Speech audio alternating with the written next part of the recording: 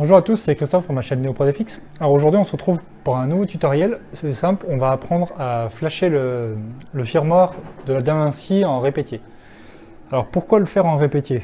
Tout simplement parce que la machine DaVinci 1.0A ou 2.0A ou enfin bref tout ce qui est avant la 1.0 Pro, c'était des machines que vous ne pouviez pas bidouiller comme vous voulez en fait. Vous ne pouvez pas régler les températures, vous étiez obligé d'utiliser les températures fournies avec les cartouches. Autrement dit, vous étiez coincé, quoi. Vous étiez obligé d'acheter une cartouche à 40 € ou sinon de faire la technique du flashage. Le problème, c'est qu'après, il fallait avoir un ABS qui fonde à 212 degrés maximum. Voilà. Donc aujourd'hui, je vous explique comment flasher sur répétier. Il y en a beaucoup qui l'ont fait. Alors, par contre, c'est à vos risques et périls, c'est-à-dire que si vous le faites, vous perdez la garantie de la machine parce que vous ne pouvez pas revenir en arrière sur les derniers modèles.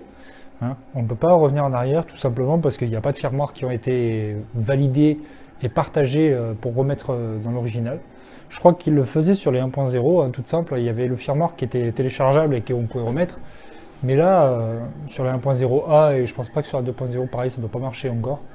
Il y a aussi la version scanner. Alors par contre, la version scanner AIO, si vous le faites, vous perdez la fonction scanner. Voilà, faut pas le faire. Si vous avez la fonction scanner et que vous en servez, c'est un peu con de la perdre, quoi. Il existe des pilotes, après je crois que j'ai vu des gens qui faisaient ça avec des pilotes externes, après qui utilisaient le scanner 3D en tant que scanner 3D avec webcam. Mais je veux dire que le logiciel lui-même, vous ne pourrez plus utiliser, enfin XYZ War, c'est terminé, vous ne pourrez plus l'utiliser. Vous serez obligé d'utiliser Répétier avec Slicer ou Cura. Vous pourrez faire votre propre tranchage vous-même, c'est-à-dire vous réglerez vos supports, vous ferez ce que vous voulez, vos hauteurs de couche, vous pourrez tout régler.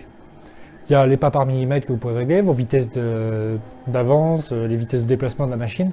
Vous allez voir, c'est un petit peu comme si on utilisait une RepRap mais fermée. Voilà. Donc déjà, ce qu'il va falloir faire dans un premier temps, je vais vous présenter vite fait la carte mère. Donc on va passer sur la machine. Donc il faut que je passe la caméra dans ce sens, ça sera peut-être mieux. Donc là, je vais faire une petite prise de coupe pour faire une vidéo avec la... Donc voilà, là, on se retrouve avec le flash. Alors, ce qui va se passer, il faut bien regarder la carte mère. Alors, quand vous allez ouvrir votre panel arrière, il est possible que vous n'ayez pas la même carte mère que moi. Ouais, il est possible que vous en ayez une verte ou des steppers différents. Ce qui va nous importer, nous, en fait, c'est le petit cavalier qui est ici. Si j'arrive à faire un autofocus dessus. Là, vous avez J37. Il est possible que sur votre machine, vous ayez JP1. Vous repérez bien ce JP1 ou ce J37. C'est lui qu'il va falloir chanter, en fait. Hein, vous allez devoir prendre un tournevis ou quelque chose, ou deux fils, et vous allez devoir faire ça, en fait. Vous allez devoir faire un pont. Vous allez devoir faire contact. Alors là, maintenant que j'ai fait l'autofocus, il ne veut plus le voir correctement. Voilà. Donc, en fait, ce qu'il va falloir faire, c'est appuyer sur le petit truc en même temps, là, et mettre le contact de l'imprimante. Là, on fait ça bien sûr avec l'imprimante est éteinte. Hein, on va faire ça avec... on va mettre l'imprimante en marche. Donc, je vais remettre la caméra sur le trépied et je vous montre la manip devant et derrière en même temps, ce qui va se passer. Donc là, ce que je vais faire, c'est que je vais mettre... je vais chanter le truc, là, je vais mettre mon tournevis dessus. Vous pouvez le faire avec des fils, hein. C'est tout con. Hein. Ce qu'il faut, en fait, c'est que les deux petits trucs se fassent contact, là. Vous allez appuyer sur l'alimentation. Tac. Alors techniquement, soit ça a marché, soit ça n'a pas marché. Mais j'ai mal dû mettre mon tournevis, parce que ça n'a pas dû marcher. Parce que ça, en fait, c'est la musique que ça fait quand c'est flashé. Non, il faut que je prenne un truc plus propre pour faire le flashage. J'ai pas des petits fils là, qui traînent? Si, voilà. On va prendre des trucs comme ça, là. On va prendre des petites broches. Hein. On va le refaire. Alors voilà, on va faire ça. Parce qu'en fait, il faut bien que ça rentre dans les petits trous. Là, donc, faut bien arriver à faire le truc.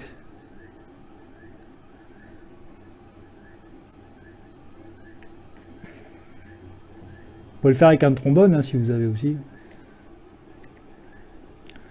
Alors la première fois que je l'ai fait, j'avais un truc tout prêt. J'avais fait un petit truc avec un scotch. Là, j'avais fait...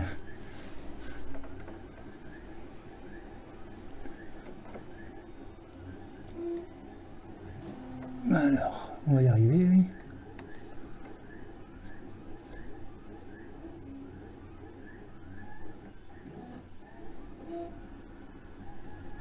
Tac. On devrait être bon. Donc là, vous voyez qu'il n'y a pas eu de bruit. Et en fait, il n'y a pas eu de bruit. Pourquoi? Parce que, je vais vous montrer de l'autre côté. Quand on fait ce flashage-là, ce qui se passe du côté de l'écran, je vais la rallumer, là, je vais vous montrer. Voilà ce qui se passe. De ce côté, ça nous affiche ça. Si ça vous affiche ça, c'est que vous avez réussi votre manip.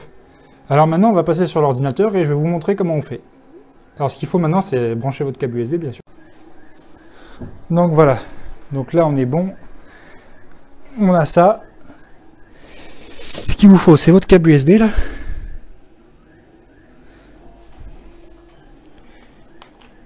Je crois pas que c'est celui-là. Si, c'est celui-là. Ouais. Hop. Donc on se retrouve... je ne l'ai pas branché sur la machine, je crois aussi. Hop. Donc là, on va le brancher sur la machine. Tac. Et là, vous allez entendre Windows qui va faire tout du dut et qui va la reconnaître. Donc là, on se retrouve sur le logiciel. Voilà. Alors là, je vais vous montrer, il y a pas mal de petites choses à faire. Alors déjà, dans un premier temps, ce qu'il va falloir récupérer. Alors c'est simple. Il faut que vous installez Arduino.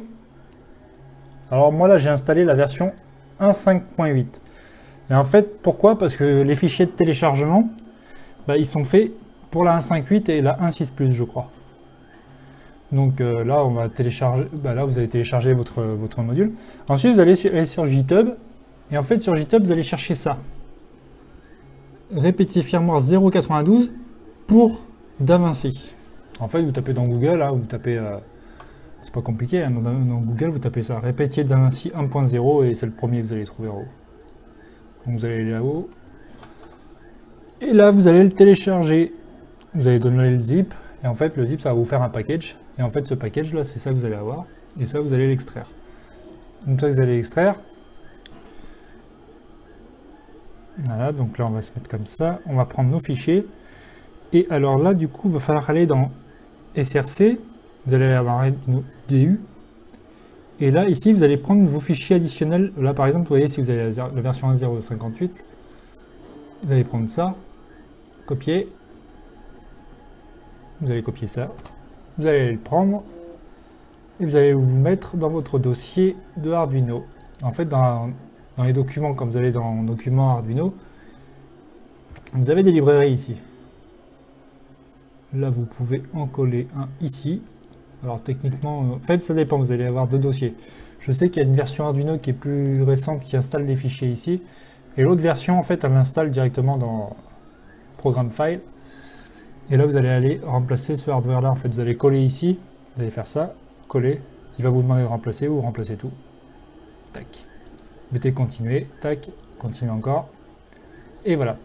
Et en fait ce qui va se passer maintenant, c'est que dès que vous allez ouvrir Arduino, dans Arduino, vous allez avoir en fait ce que vous n'avez pas à l'origine, vous allez dans outils, vous allez aller dans le type de carte, et maintenant vous aurez en bas comme type de carte, vous aurez Arduino DU Native Port USB. Et ça en fait c'est la carte qui est à l'intérieur de la DaVinci. Vous allez prendre ça donc, et vous allez chercher votre port COM dans le gestionnaire de périph. Dans le gestionnaire de périphérique, vous allez chercher votre truc, et en fait ici on va aller chercher la DaVinci. La DaVinci maintenant s'appelle Bossa Program Port. Et en fait là on a le COM22. Donc dans le COM22 on sait que dans Arduino on doit aller chercher type de carte, donc on prend le DU en bas. Et le port on va chercher le port numéro COM22. Voilà, donc là on est prêt à attaquer maintenant. Ce qu'il va falloir faire maintenant, vous allez ouvrir votre fichier. Alors je vais revenir en arrière pour vous montrer quel fichier il faut ouvrir. En fait vous allez aller dans votre dossier que vous avez téléchargé là. Vous allez là, SRC, DUE, répétier, et là vous allez l'ouvrir celui-ci, répétier Inno. C'est tout con, c'est comme si vous ouvriez un Marlin ou autre chose. Vous allez ouvrir ça, et une fois que vous avez ouvert, vous allez avoir ça. Vous allez arriver sur la page d'accueil là. Maintenant, il va falloir qu'on fasse des petites modifs dans le fichier, donc vous allez dans configuration.h, ici. Et en fait, dans configuration.h, on va avoir des petites modifs à faire. Alors ici, déjà, vous allez avoir... Je vais éteindre la lampe, par contre, parce que ça fait un reflet là qui est assez chiant. Donc là, vous allez avoir votre truc défine DaVinci. Et là, c'est là que vous allez choisir votre modèle de DaVinci. Alors, on va faire un petit truc vite fait. On va regarder ce qu'il y a là-dedans. Donc 0, c'est si vous avez une DaVinci 1 normale. Vous mettez 2 pour la 1.0. Pour... non, attendez. Non, j'ai lu à l'envers. Donc 0, c'est pour la DaVinci 1. 1, c'est pour la DaVinci 1.0, comme moi j'ai. Et en fait, après, vous allez mettre 2 pour la 2.0. Et je crois qu'il y en a une pour la scanner. Mais en fait, la scanner, je crois qu'il faut la mettre en version 1.0, de toute façon. Ouais, ceux qui ont la scanner, de toute façon, c'était 1.0. J'avais regardé, je crois, je me souviens. Donc ensuite, le modèle. Ben là, le modèle, c'est le modèle de la carte mère. Donc moi, je mets 1 parce que j'ai la version 1.0. La DaVinci 1, en fait, c'est le vieux modèle. C'est le tout premier, le modèle gris. Ici, donc dans le modèle, vous allez avoir votre carte mère. C'est là que vous regardez. Si vous avez JP1, vous laissez 0. Si vous avez un jumper JP37 comme moi, vous mettez 1. Voilà. Donc ici, bah là, j'ai rien touché pour l'instant. Bon, ça fonctionne très bien. Là, vous pouvez mettre la date de votre fichier que vous voulez modifier. Moi, j'avais mis 17 janvier parce que j'avais fait le premier test, je l'avais fait le 17 janvier. Mais ça n'empêche pas de mettre aujourd'hui. Là, on est le 1er 02 2016. Donc ensuite, il y avait un autre truc que j'avais modifié moi, et ça c'est vraiment si vous en avez envie. En fait, l'écran LCD, bah, il va être en anglais. Donc du coup, bah, on peut quand même le mettre en français. Donc il va falloir descendre plus bas dans le fichier. Vous allez descendre à peu près à la ligne, je crois que c'était 1630. Vous allez à la ligne 1631 là. Là, vous allez avoir ça. Et en fait, vous allez avoir différents langages. Moi, j'ai pris le langage numéro 7. Donc là, vous mettez 7 pour le French. Si vous êtes English, vous laissez 0 par défaut. Sinon, après, vous pouvez mettre d'autres trucs. Par contre, après, moi, ce que je vous conseillerais, après, c'est le fichier French. En fait, il faudra aller le modifier parce qu'il y a pas mal de petites fautes d'orthographe. Donc là, définir. En fait, selon la machine que vous avez, moi, j'ai mis NFX 1.0a. En fait, c'est ce que ça affiche au démarrage de la machine. Donc, ouais, si vous voulez modifier le fichier langue, en fait, il faut aller là-dedans. Il faut aller chercher dans langue, ici, UI langue. Et en fait, il y a tous les textes et tout que vous pouvez remplacer. Vous chercherez dans la langue française. Moi, j'avais vu qu'il y avait des fautes d'orthographe qui ne me plaisaient pas. Donc, je les ai modifiés. Et puis, il y a des textes qui ne me plaisaient pas non plus. Il y a des trucs, c'était bed ou je sais plus quoi. J'avais mis plateau, des trucs comme ça. Donc, voilà. Donc là, on est prêt. On a sélectionné notre port comme ici. Et on a mis native USB. Voilà. Donc, maintenant, il n'y a plus qu'une chose à faire. C'est cliquer sur téléverser. Et là, soit ça explose pas. Donc vous cliquez sur téléverser, ça va compiler le croquis. On va avoir la petite ligne ici. Là. De toute façon, vous allez entendre, dès que ça va avoir fini sur la machine, elle va chanter. Ça sera plus le même bip bip que d'origine, c'est en train de téléverser, là, donc là on voit bien ce qui se passe. Là, ça affiche ça. Il y a un petit scan de décompilation. Tac. Là, si vous avez bien fait la manip, soit il y a une erreur, soit il n'y a pas d'erreur. S'il n'y a pas d'erreur et que ça fait bip, voilà, là la machine, ça a marqué vérifie successful, donc c'est bon. Donc là, on va aller voir sur la machine ce qui s'est passé. Donc là, l'écran s'est allumé. Vous avez eu ça. Et maintenant, moi j'avais mis NFX 1.0a. Là, c'est selon le texte que vous allez mettre dans votre firmware. Donc là, on peut aller voir ce qui se passe un petit peu dedans. Il y a pas mal de choses intéressantes. Donc il y a impression de fichier, maintenance. Donc maintenance, vous avez toujours ce qui est chargé, déchargé pour le filament. On peut revenir en arrière. Calibration. Alors oui, la calibration fonctionne toujours. Donc il va vous demander de nettoyer la buse. Oui. Vous allez nettoyer la buse et les contacts, ceux qui se trouvent sur le plateau. Ce qui est ici. Là. Ça, il faut bien le nettoyer. Si vous imprimez avec de la laque, il faut bien le gratter avec la petite brosse métallique. Parce que quand le point de touche va faire des captages ici, là, en fait, il a besoin de capter quand même. Donc vous avez soit la technique de faire le calibrage manuel. Donc là, c'est en train de le faire. Là, ça risque de mettre un peu de temps. Donc là, je vais annuler la calibration. Oui. Donc là, il initialise tous les...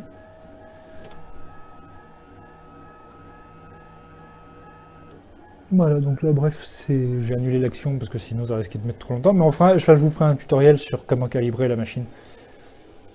Donc il y a ça, donc après la maintenance, ben, on a niveau manuel, et moi j'ai utilisé le niveau manuel. En fait, ça n'utilise pas le capteur, vous le faites à la méthode de la feuille papier. C'est tout simple, ça prend moins de temps.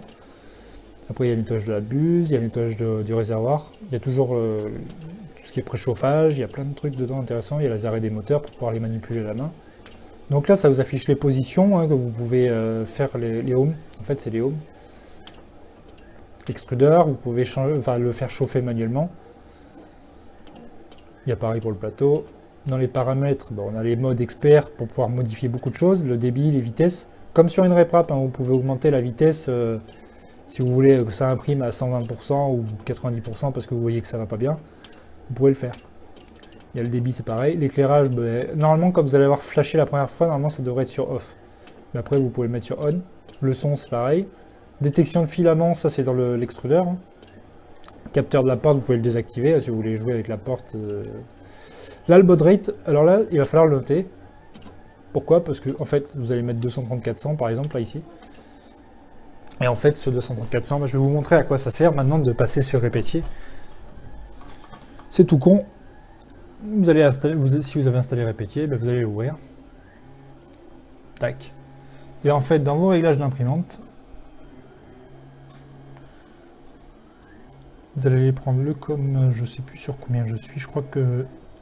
Parce qu'en fait, elle a pu garder le COM 22. Normalement, une fois qu'elle est réinstallée, elle change de port COM.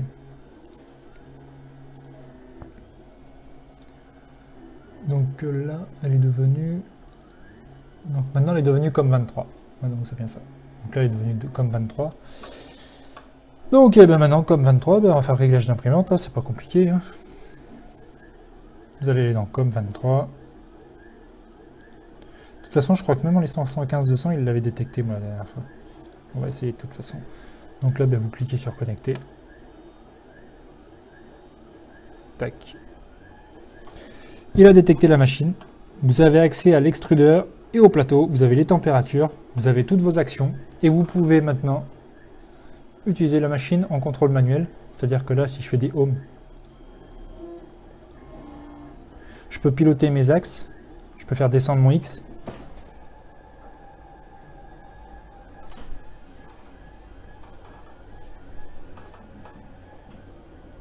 Si j'arrive à faire un autofocus. Tac.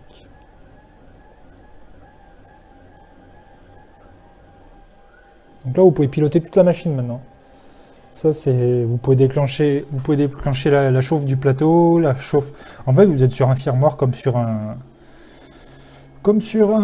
une RepRap. Donc là, vous pouvez charger un fichier, hein, vous prenez un truc au pif. Je sais pas, vous prenez ça. Là, vous faites votre tranchage habituel. Là, vous prenez soit Slicer, soit Cura. Voilà. Donc là, vous pouvez utiliser soit l'un, soit l'autre. Et maintenant, vous pouvez travailler comme vous voulez. Voilà, voilà. Donc c'était ce petit tuto pour vous expliquer comment flasher sur répétier. Et moi je trouve que ça fonctionne pas trop mal. C'est vraiment intéressant. Ça permet de mettre le filament qu'on veut au final, hein, parce qu'on peut choisir nos températures. On peut monter jusqu'à 240 degrés sur l'extrudeur, il n'y a aucun souci. Donc voilà. Après vous pouvez tout modifier ici. Hein. Vous avez vos réglages de l'EEPROM là. Quand vous allez dans configuration ici, là vous avez configuration de l'EEPROM. Vous avez un accès direct à la machine. C'est là où vous pouvez modifier tout ce que vous voulez, hein, si vous avez des problèmes d'échelle, si vous avez des problèmes de... Voilà. C'est exactement comme une RepRap, maintenant vous pouvez configurer toute votre carte électronique. Et je trouve que c'est intéressant parce qu'il y avait par exemple la vitesse de rétractation, les trucs comme ça.